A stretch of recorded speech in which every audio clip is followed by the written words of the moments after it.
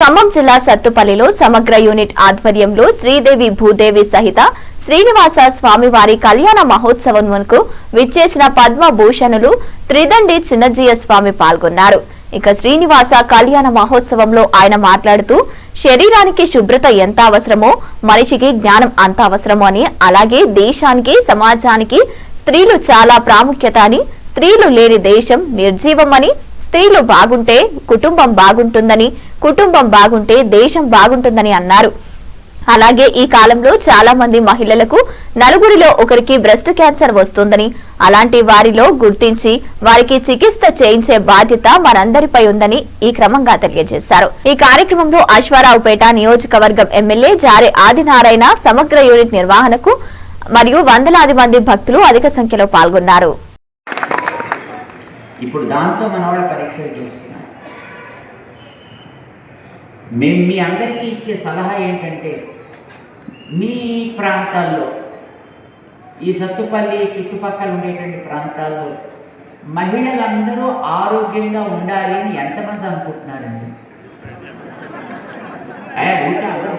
అందరూ అనుకుంటున్నారు, మీరు చెప్పండి. మీరు అనుకుంటున్నారా లేదా చెప్పండి. మహిళలు ఏమైనా పర్లేదు అనుకుంటున్నారు. ఏమైనా వాళ్ళు మహిళలందరూ ఆరోగ్యంగా ఉండాలి అని ఎంతమంది అనుకుంటున్నారా మీరు? మరి అనుకుంటే అంత ఆరోగ్యంగా అయిపోతారా? అంటే దానికి మనం ఒక టీమ్స్ని తయారు చేయాలి, వాళ్ళకి ట్రైనింగ్ ఇప్పించాలి, కావలసిన పరికరాలు మనకి వాళ్ళకి ఇప్పించాలి. వాళ్ళ ద్వారా మన చుట్టుపక్కల ఉండే వాళ్ళందరికీ కూడా పరీక్షలు జరిపించాలి.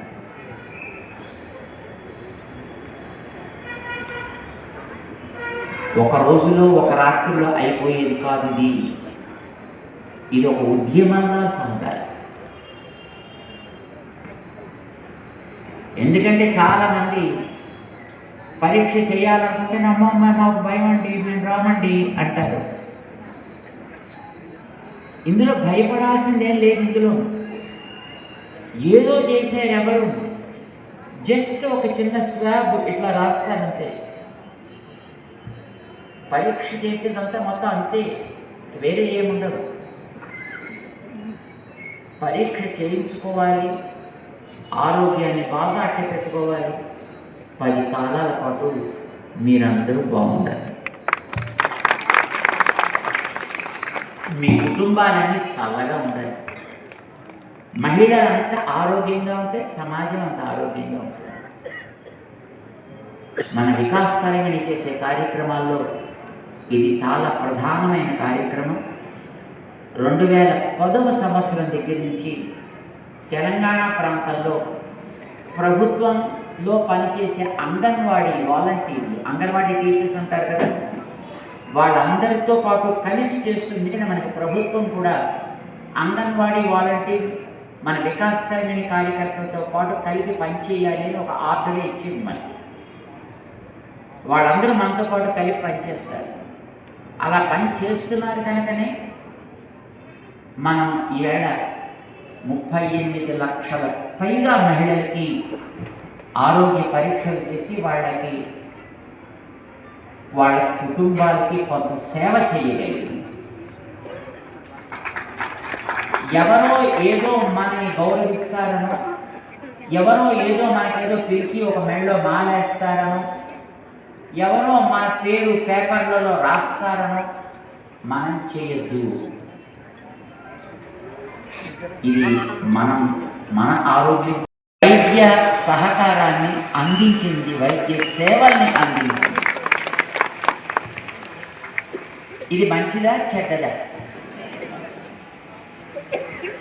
బయట హాస్పిటల్లో పరీక్ష చేయించుకుంటే ఆ పరీక్షకి 5,000 రూపాయలు ఖర్చు అవ్వడమే కాదు, పరీక్ష చేయడానికి వాళ్ళు చిన్న శాంపిల్ తీసుకుంటారు.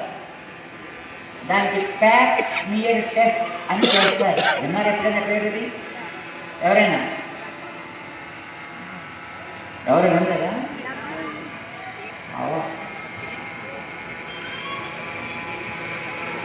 ఇతర దేశాల్లో అయితే ఆ 35 ఇయర్స్ దాటిన తర్వాత వాడు పరీక్ష చేయించుకోకపోతే వాడికి మిగతా దాంట్లో దేంట్లోనూ వాడికి ప్రవేశం ఉండదండి. కానీ మన దగ్గర అది లేదు. అందుకోసమే మన దగ్గర మనం చేయాలి. ఆ ప్యాప్ స్మియర్ టెస్ట్ దాంట్లో ఇలా చిన్న గిల్లి అందులోంచి చిన్న పీస్ తీసి పరీక్ష చేస్తారు. అలాంటి ప్రికింగ్ ఎలిమెంట్ అంటారు దాన్ని. ఆ ప్రికింగ్ ఎలిమెంట్ కూడా లేకుండా పరీక్ష చేస్తుంది మన వికాసకరండి. ఆ పరీక్షకి BIA అంటారు దాన్ని. ఇది ప్రపంచ ఆరోగ్య సంస్థ చెప్పిన పద్ధతి ప్రకారం చేస్తుందండి. ఏదో మనలో ఆటోమేటిక్గా చేయడం కాదు. వరల్డ్ హెల్త్ ఆర్గనైజేషన్ చూపించిన క్రమాన్ని పాటిస్తూ చాలా స్ట్రిక్ట్గా వాళ్ళ నియమాలకు కట్టుబడి మన వాళ్ళు పరీక్ష చేస్తారు, ఉచితంగా చేస్తారు. అయితే ఆ ఉచితంగా చేసేటప్పుడు దానికోసం ఒక కాల్కోస్కోప్ అని ఒక పరికరాన్ని వాడతారు. ఇక్కడ ఎవరైనా డాక్టర్స్ ఉన్నారా ఉండేవాళ్ళలో?